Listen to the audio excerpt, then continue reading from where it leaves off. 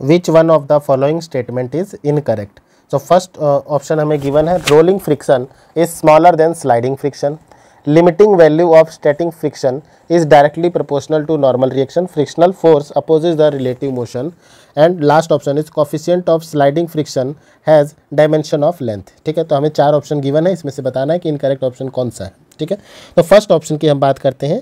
First option हमें given है, rolling friction is smaller than sliding friction.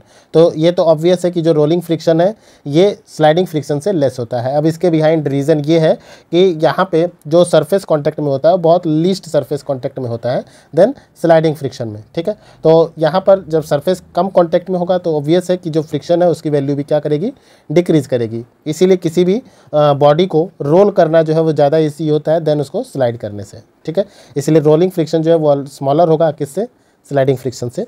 B जो हमें गिवन है कि limiting value of static friction is directly proportional to normal reaction. So ये value भी ये स्टेटमेंट भी करेक्ट है, क्योंकि जो लिमिटिंग वैल्यू होती है वो नॉर्मल रिएक्शन के डायरेक्टली प्रोपोर्शनल होती है। नॉर्मल रिएक्शन जितना ज़्यादा होगा लिमिटिंग वैल्यू भी उतनी ज़्यादा होगी। ठीक है, थर्ड स्टेटमेंट पे आते हैं, frictional force oppose the relative motion. तो इसके बारे में हम जानते हैं कि फ्रिक्शनल फोर्स जो है वो हमारी मोशन का क्या करता है, अपोज करता है। ठीक है, इसकी वजह से अगर कोई ऑब्जेक्ट मूविंग है तो फ्रिक्शनल फोर्स की वजह से कुछ टाइम के बाद उसकी वेलोसिटी डिक्रीज करती है और फाइनली इट स्टॉप्स। ठीक है, फोर्थ स्टेटमेंट, अब 3 ऑप्शन तो हमारे करेक्ट हो चुके हैं, तो ये तो ऑब्वियस है कि जो ऑप्शन डी होगा वो यहाँ पर राइट ऑप्शन होगा, मतलब इनकरेक्ट ऑप्शन है ये। ठीक है ना, तो हमसे पूछा गया कि विच स्टेटमेंट इज इनकरेक्ट, तो ऑप्शन डी जो है वो इनकरेक्ट स्टेटमेंट है।